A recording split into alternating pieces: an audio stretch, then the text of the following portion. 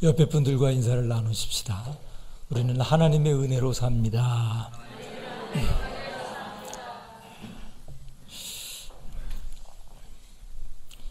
사막에는 물을 참 구하기가 어렵습니다. 그런데 사막에는 여러 짐승들이 살아가고 있습니다.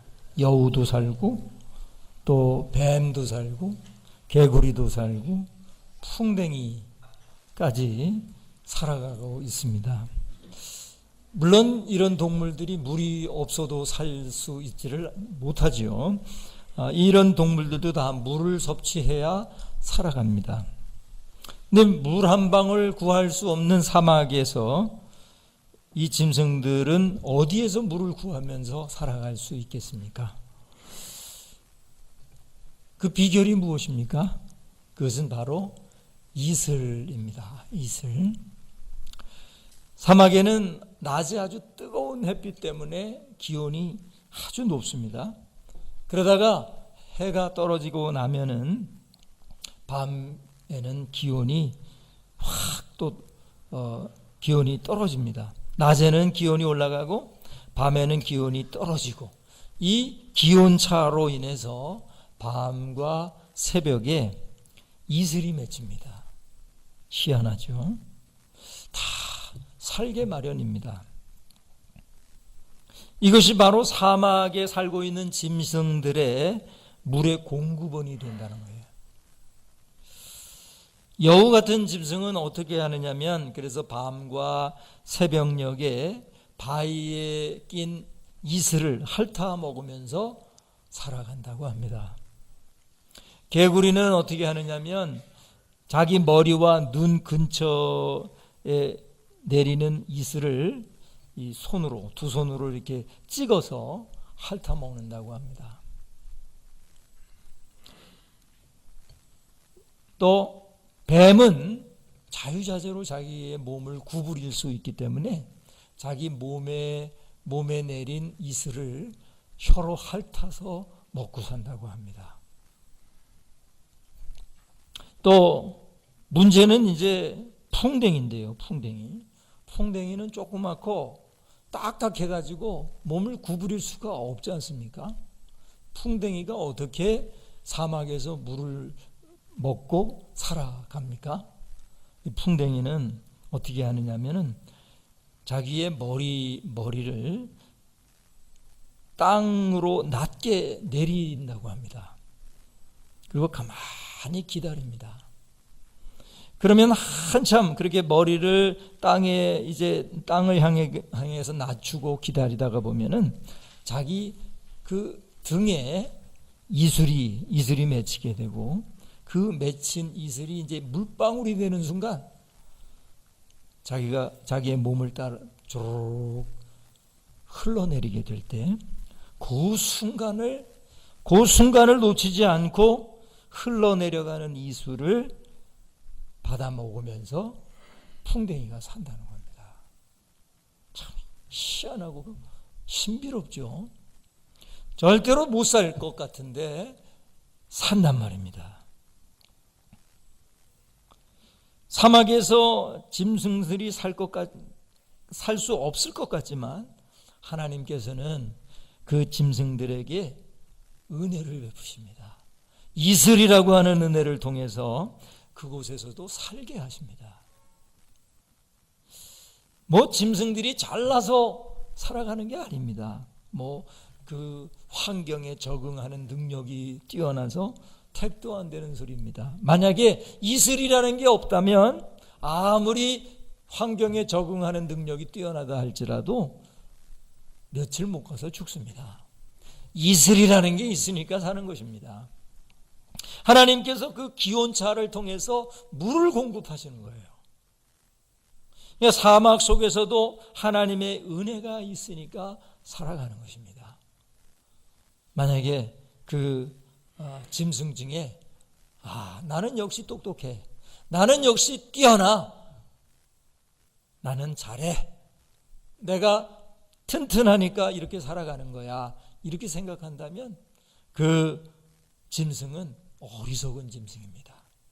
그 짐승이 지혜롭다면 그들은 하늘을 향하여 하나님께 감사해야 할 것입니다. 근데요, 짐승들은요, 시키지 않아도 하나님께 다 감사하고 하나님께 다 찬송합니다. 왜냐하면 짐승은 그렇게 지음받았기 때문이에요. 짐승은 하나님을 거역하고 자기 하나님이 허락해 주신 본능에 거역하면서 사는 짐승이 하나도 없습니다. 다 하나님을 찬양하고 하나님께 감사해요. 우리는 새가 운다 이렇게 말하지만 서양 사람들은 뭐라고 말하죠? 새가 노래한다. 그게 맞아요. 새는 노래해요. 하나님을 노래해요. 노래한다고요. 자, 근데 사람은 어떻게 살까요? 사람은 어떻게 살아갑니까? 한 랍비가 있었습니다. 유대인 랍비가 한 유대인에게 이렇게 물어보았습니다. 당신이 길을 가는데 그 길에 돈이 가득 담긴 돈 지갑을 주었다면, 그런데 아무도 보는 사람이 없다면 당신은 어떻게 하겠습니까? 하고 질문을 했어요. 여러분은 어떻게 할 것 같습니까? 돈이 그냥 이만큼 가득 들은 돈 지갑이 있고 아무도 안 보고 내가 나만 있고 그걸 주었단 말이죠. 자, 이 질문을 받은 그 유대인이 이렇게 대답을 했습니다. 솔직히 저에게는 아이들이 많습니다. 그리고 저는 몹시 가난합니다. 그래서 하나님께서 내게 주신 선물이라고 알고 제가 가지겠습니다. 이렇게 대답을 했습니다. 그때 그 랍비가 뭐라고 대답을 했느냐 하면 그대는 도둑놈입니다. 이렇게 대답해요. 도둑놈이지. 자기 게 아닌데 가지려고 하면 그 도둑놈입니다. 두 번째 유대인에게 이 랍비가 또 물었습니다. 똑같이 당신이 길을 가는데 돈이 가득 담긴 돈 지갑을 주었다면, 그리고 아무도 보는 사람이 없다면 당신은 어떻게 하겠습니까? 그랬더니 이 두 번째 유대인이 이렇게 대답합니다. 그야 물론 임자를 찾아서 주겠습니다. 이렇게 대답했습니다. 그 랍비가 그 이야기를 듣고 또 이렇게 대답을 합니다. 그래요. 그대는 바보입니다. 이렇게 대답을 했습니다. 세 번째 유대인에게 이 랍비가 또 물었어요. 길에서 이 가득 들은 돈 지갑을 주었는데 아무도 보는 사람이 없어요. 당신은 어떻게 알겠습니까? 그랬더니 이 세 번째 유대인이 이렇게 대답합니다. 돌려주어야 한다는 것은 잘 알고 있습니다. 그런데 동시에 제가 얼마나 마음이 연약한 사람인지 또한 잘 알고 있습니다. 그런 일이 정말 저에게 일어난다면 그 지갑을 어떻게 할 것인지 사실은 저도 모르겠습니다. 모든 것은 하나님의 은혜에 달려 있습니다. 이렇게 대답을 했어요. 그랬더니 랍비가 그래요. 당신의 말이 옳습니다. 하고 대답을 했어요. 여러분, 우리는 우리의 힘으로 사는 것 같지만 실상은 하나님의 은혜로 사는 것입니다. 하나님의 은혜가 반드시 필요한 것입니다. 우리의 살 길은 바로 하나님의 은혜입니다. 여러분 믿습니까?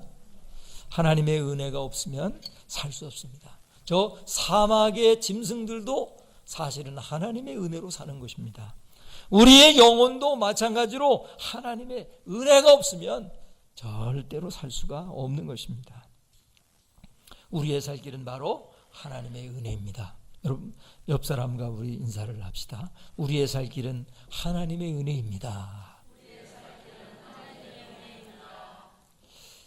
여러분, 그러면 우리를 살리는 하나님의 은혜는 어떤 것입니까? 우리의 영혼이, 우리의 육체와 우리의 영혼이 살기 위해서 필요한 하나님의 은혜는 어떤 것입니까? 첫 번째로 보시면 우리를 구원하시는, 용서하시는 은혜가 하나님의 은혜라는 것입니다. 한번 따라합시다. 우리를 구원하시는, 용서하시는 은혜가 하나님의 은혜입니다. 이 은혜가 있어야 우리의 영혼은 오늘도 살아가는 것입니다. 오늘 본문 14절을 다 같이 한 목소리로 읽겠습니다. 그러므로 우리에게 큰 대제사장이 계시니 승천하시니 곧 하나님의 아들 예수시라. 우리가 믿는 도리를 굳게 잡을지어다. 15절을 읽겠습니다.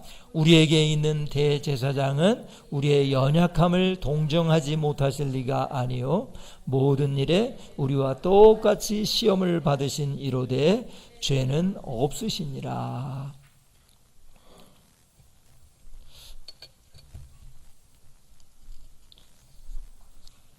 이 히브리서 기자는요, 예수님을 어떻게 보고 있느냐면, 특별히 예수님이 십자가에서 돌아가신 것을 어떻게 보고 있느냐면은 제사로 보고 있단 말이에요. 제사.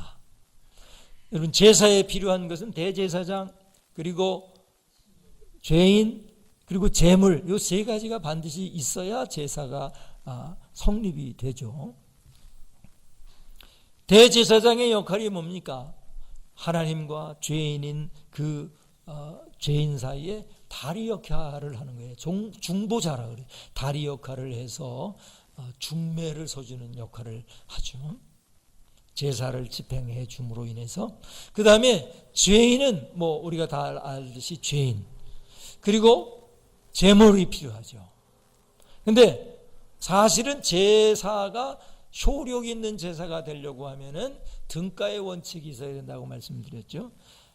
사람이 죄를 범하여서 죄값을 대신 지불하려고 하면은 누가 죽어야 한다고요? 사람이 죽어야 되죠. 단 조건이 있어요. 무슨 조건이죠? 죄가 없어야 돼요. 죄 있는 사람이 대신 죽으면 소용없어요. 그리고 그 사람은 자기 죄 때문에 죽은 것이니까. 그러니까 제물의 그 효력을 발휘하려고 하면 제물이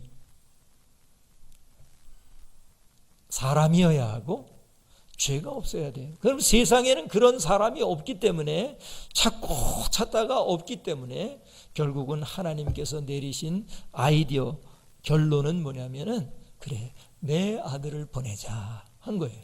그래서 하나님께서 그 아들을 사람의 몸을 입고 이 땅에 태어나게 하셨죠. 그래서 대제사장이 되게 하셨어요.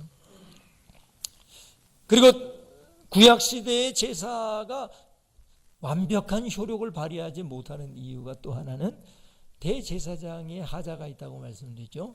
대제사장이 하나님과 죄인 사이에 다리 역할을 해줘야 되는 사람인데, 아니 자기도 죄가 있단 말이죠. 죄 있는 사람이 무슨 다리 역할을 합니까? 할 수가 없어요. 그럼에도 불구하고 구약시대에 제사라는 게 있었던 이유는 뭐냐면 다 죽일 수는 없잖아요. 죄를 지었다는 이유로 모든 사람들을 다 죽이면 인류가 멸망하잖아요. 그래서 하나님께서는 진짜 제물, 진짜 대제사장이 이 세상에 올 때까지는 계속해서 그 형벌을 미루어주는 집행유예가 필요했단 말이죠. 그 집행유예를 위해서 구약시대에 제사가 있었단 말입니다.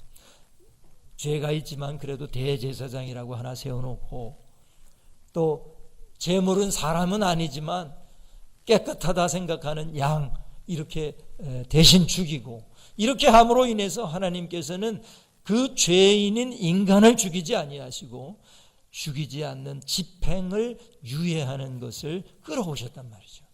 그런데 더 이상 그렇게 끌 필요가 없는 진정하고 완벽한 제사가 이루어지게 되었단 말이죠. 바로 예수 그리스도, 하나님의 아들 예수 그리스도가 이 땅에 오셨어요. 그분은 죄가 없으신 하나님의 아들이시기 때문에 큰 대제사장의 자격이 있으시고, 그리고 죄가 없으신 완전한 인간이시기 때문에 제물의 완벽한 자격을 가지고 계시죠.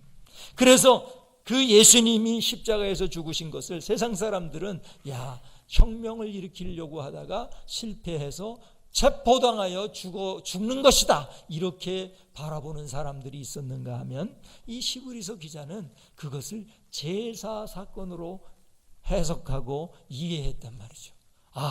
예수님이 죽으신 그것은 바로 내가 죄로 인해서 내가 죽어야 할 죽음을 예수님이 대제사장이 되셔서, 예수님이 제물이 되셔서 내가 죽어야 할 죽음을 대신 죽으심으로 말미암아 죄값을 대신 지불하셔서 우리로 하여금 용서받게 하셨구나 하는 거예요.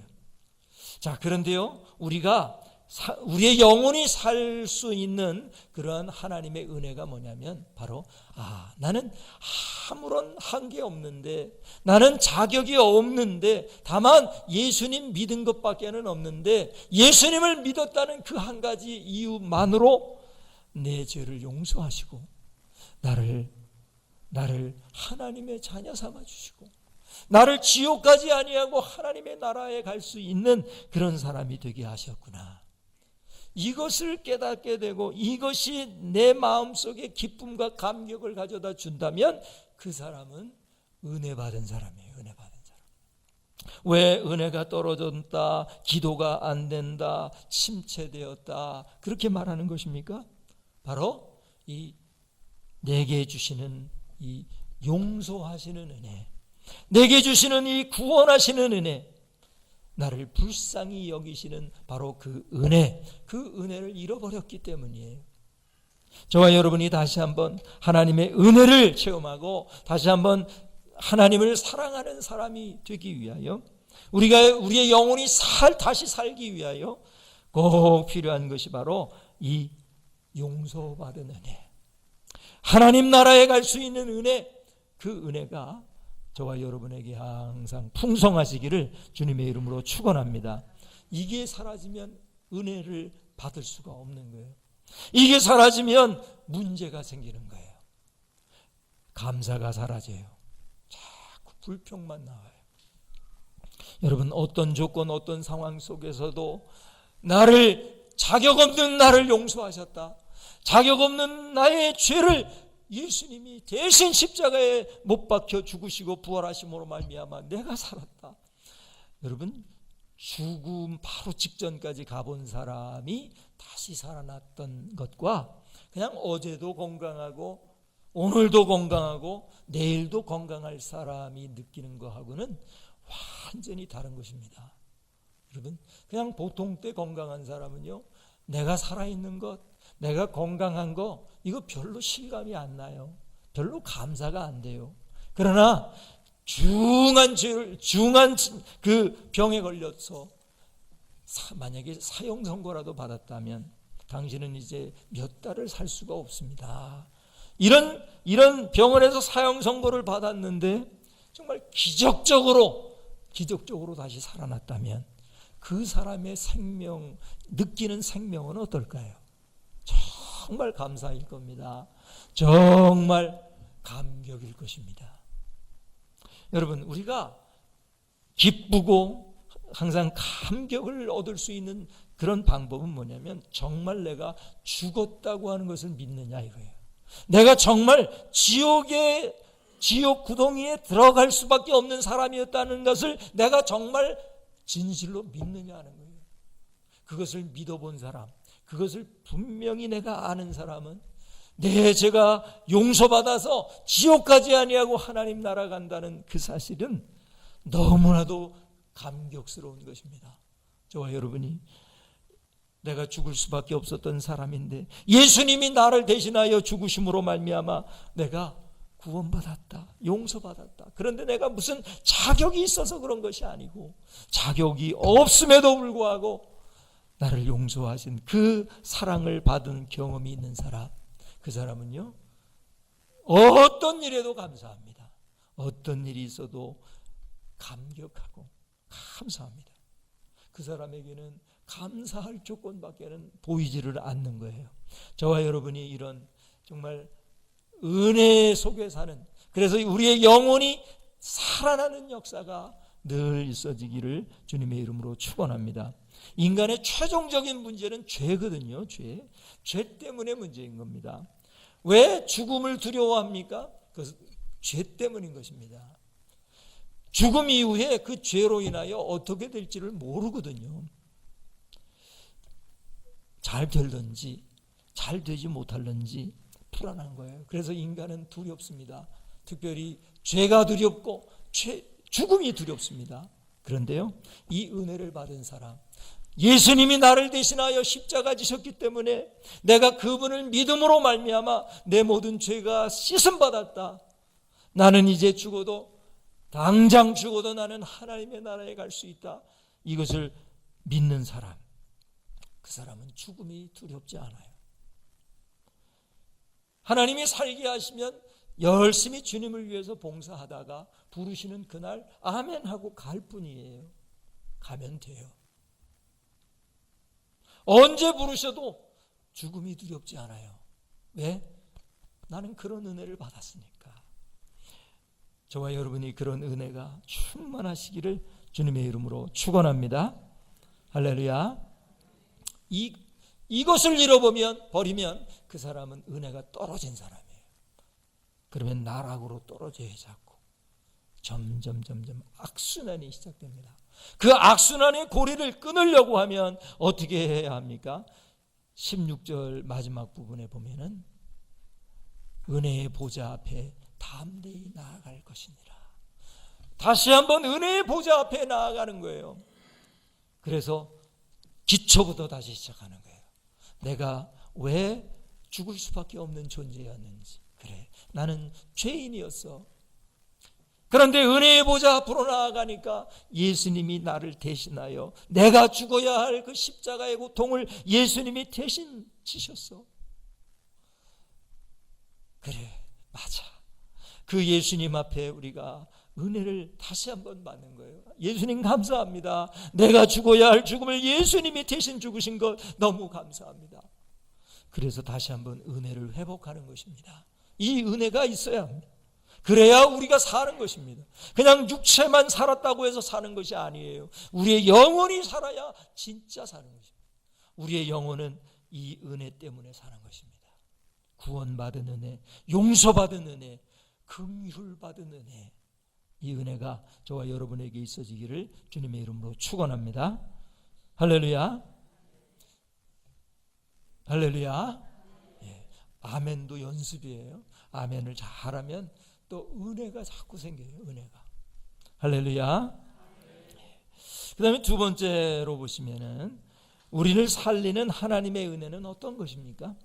그것은 때를 따라 돕는 은혜가 하나님의 은혜입니다. 한번 따라 합시다. 때를 따라 돕는 은혜가 하나님의 은혜입니다. 우리 16절을 다 같이 한 목소리로 읽겠습니다. 그러므로 우리는 긍휼하심을 받고 때를 따라 돕는 은혜를 얻기 위하여 은혜의 보좌 앞에 담대히 나아갈 것이니라. 우리가 용서받고 구원받고 긍휼을 얻는 그 은혜만 받으면 다 됩니까? 여러분은 어떻습니까? 이 구원의 은혜만 받으면 다 되는 거예요? 아닙니다. 이 구원의 은혜만 받으면 된다고 믿는 사람들이 이단 중에 어떤 이단입니까? 구원파예요. 구원파.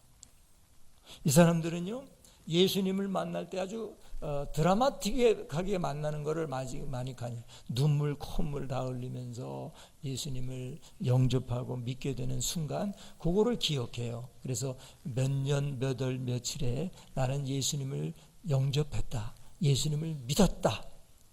그러므로 예수님의 그 십자가 위에서의 보혈의 피는 나의 모든 죄를 다 씻기셨고 용서하셨다.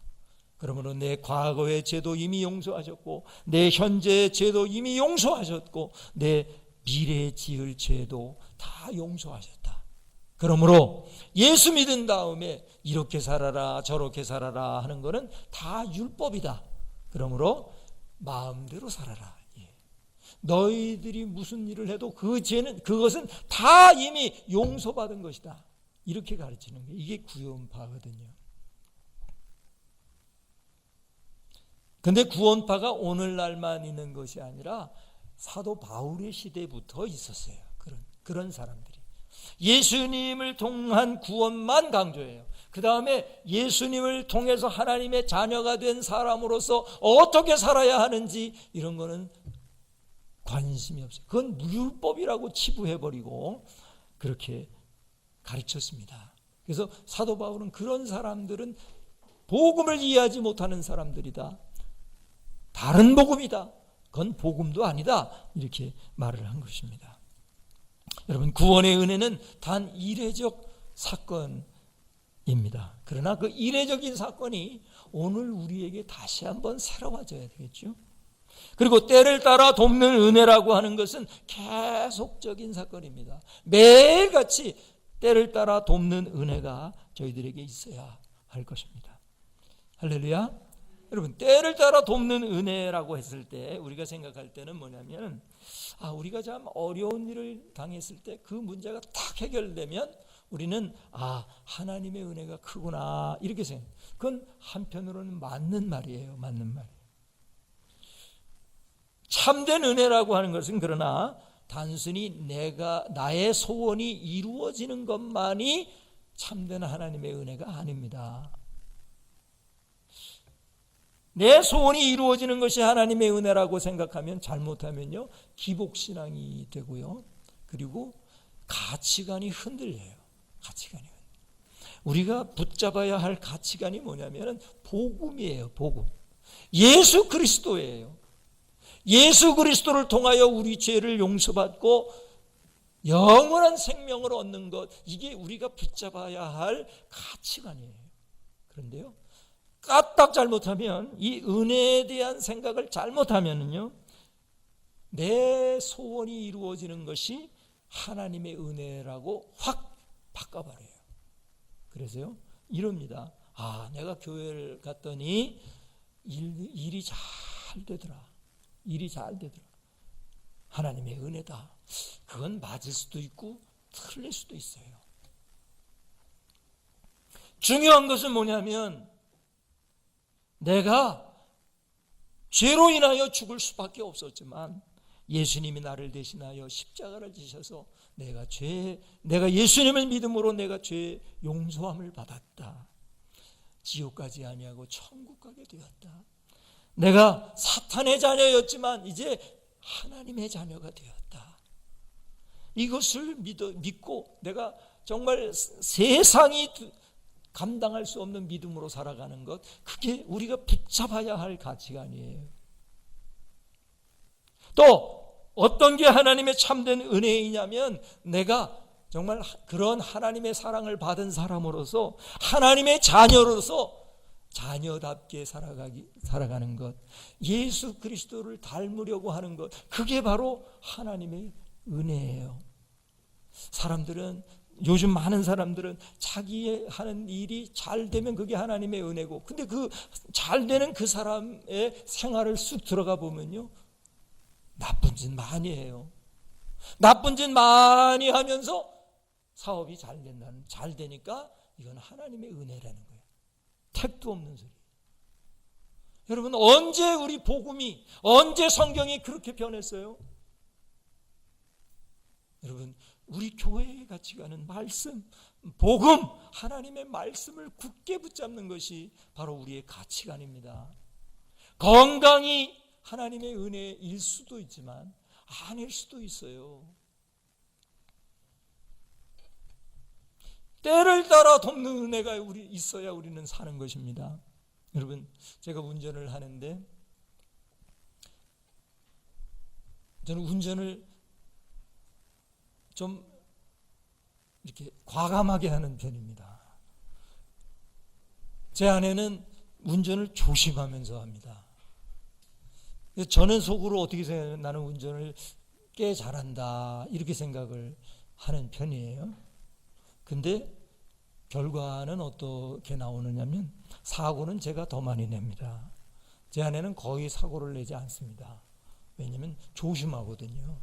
근데 저는 운전을 좀 자신 있다, 이런 생각을 가지니까 후진도 좀 충분하게 후진을 하려고 그러다 쾅 받고 이런 수가 있단 말이에요. 그래서 보면요, 여성보다는 남성이 접촉사고를 많이 냅니다. 근데요, 주차를 하다가 이렇게 살짝 접촉사고가 났을 때 저의 마음이 어떨까요? 큰일 났구나, 이런 생각이 들죠. 또 어떤 생각이 드느냐면 그냥 가버릴까 하는 생각이 들어요. 저만 그런가 보죠? 사실 솔직히 그렇습니다. 그냥 몰래 가버릴까? 이런 생각을 때마다 유혹이 들어요. 그럴 때 때를 따라 돕는 은혜가 뭐죠? 안 된다. 그건 내 아들이 할 짓이 아니다. 안 된다. 내 아들을 십자가에 그렇게 죽이고서 너를 구원해내고 내 자식으로 내 아들로 입양을 했는데 내 자식이 그런 짓 하면 안 된다. 이 음성이 들려야 그게 뭐예요? 때를 따라 돕는 은혜예요. 몰래 갔는데 다행히 걸리지 않았어. 하나님의 은혜입니다. 이거 하나님의 은혜예요? 아니에요. 그거 하나님의 은혜 아닙니다. 내가 사업이 잘 되는 것, 그것 자체가 하나님의 은혜가 아니라 그 사업을 통해서 내가 하나님과 함께 해야 그게 하나님의 은혜인 거예요. 내가 일을 할 때 하나님과 함께 해야 그게 때를 따라 돕는 하나님의 은혜입니다.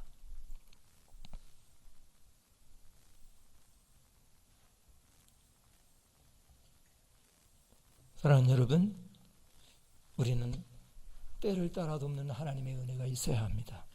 사도 바울이 깊은 병으로 고민을 하셨습니다. 그것을 육체의 가시라고 그는 말을 했어요. 그래서 그 육체의 가시를 없애기 위하여 3번이나 아주 심각하게 하나님 앞에 기도를 했어요. 사도 바울의 기도는요, 능력이 있어가지고 웬만한 사람들 다 고칩니다. 다른 사람들 막 고치고, 그리고 심지어는 죽었던 사람을 살리기도 했죠, 사도 바울이. 근데 자기 문제를 놓고 3번이나 심각하게 기도했지만 그 육체의 가시 병은 낫지를 않았어요. 다만 음성을 하나 듣습니다. 주님의 음성을 듣습니다. 너에게 있는 내 은혜가 족하도다. 너에게 있는 내 은혜가 족하도다. 아하, 그렇구나. 내 이 육체의 가시, 이 병은 하나님이 주신 나의 은혜로구나 하는 걸 깨닫게 돼요.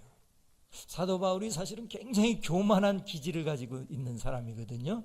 아주 교만해요. 왜냐하면 천재거든요. 머리도 천재고 열심도 천재적인 열심을 가지고 있고, 이러니까 이 사람이 웬만한 사람들을 이렇게 무시하는 경향이 있어요, 사도 바울이. 근데 그 병마저도 낫게 해달라고 기도를 했는데 네 안에 있는 내 은혜가 족하다. 아하, 그는 깨닫게 됩니다. 이 병이 있어야, 이 육체의 가시가 있어야 내가 자고하지 아니하고 겸손할 수 있겠구나. 내가 이 육체의 가시를 붙들고 하나님 앞에 나아가야 내가 하나님께 기도할 수 있겠구나 하는 것을 그가 깨닫게 됩니다. 사랑하는 여러분, 물론 때로 우리가 원하는 일이 잘 이루어지는 것이 하나님의 은혜일 때가 많습니다. 그러나 그것이 바로 하나님의 은혜는 아닙니다. 하나님의 은혜는 때를 따라 돕는 은혜. 때로는 정말 우리가 하나님의 자녀답게 살아가는 데 필요한 그 하나님의 말씀, 그게 하나님의 은혜이고, 내가 그리스도를 닮아가는 그 삶 자체가 하나님의 은혜입니다. 착각하지 마세요.